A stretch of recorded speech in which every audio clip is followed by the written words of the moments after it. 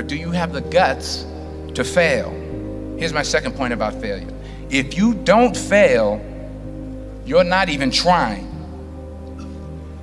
I'll say it again. If you don't fail, you're not even trying. My wife told me this great expression. To get something you never had, you have to do something you never did. Les Brown's a motivational speaker. He made an analogy about this. He says, imagine you're on your deathbed, and standing around your deathbed are the ghosts representing your unfulfilled potential. The ghost of the ideas you never acted on. The ghost of the talents you didn't use. And they're standing around your bed, angry, disappointed, and upset.